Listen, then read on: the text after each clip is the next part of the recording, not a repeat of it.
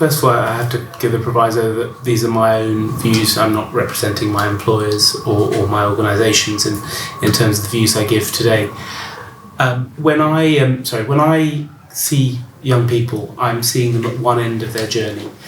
And what I find at these horrific incidents is that I generally have an incredibly scared young person in the back of the ambulance.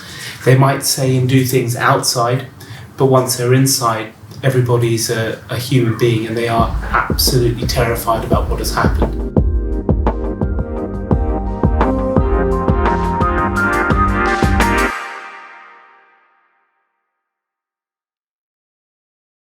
The ripple, not just of the deaths, but of the violence, goes through the whole community. And that rippling through the whole community reaches all aspects of it. Children are not born on a level playing field in this country, and I know sort of some high-profile people have been sort of criticised for saying that, but I don't see that, because I think you live in the world that you live in, and you see the aspirations and the walls of the world that you live in as being what you feel that you can achieve or can't achieve. And so I've had people say to me, well, you talk to me about life and medicine, but I can't do that because I'm not good enough for that. And that's absolute rubbish. I know that because, I know doctors that have come from all different sorts of backgrounds, but it's about what people think is possible. You said a lot about Radio 1 Extra.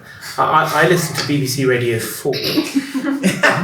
Even I have heard of Stormzy. And I think, having someone from, an urban community, it's grime, is that the correct? Yeah, just checking. So, someone playing grime, I don't listen to grime, I don't listen to much music, but having someone like that on Radio 4 means that people who are not of this community see and listen to this guy and listen to what he has to say. And as far as I can tell, he's a very, very good speaker, and he raises issues.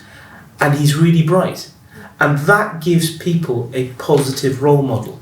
It's not just about seeing people that look like you, but it's people that sound like you and have your culture as well. It's no good having tokenism.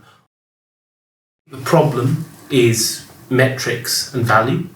And what I mean by that is when you started measuring school success and individual success by a metric, then you teach to a test, and that test defines what is success and what isn't. And that simply, human beings don't fit into metrics readily. And value, I have an unnecessary number of letters after my name. That gives me value in society. It shouldn't.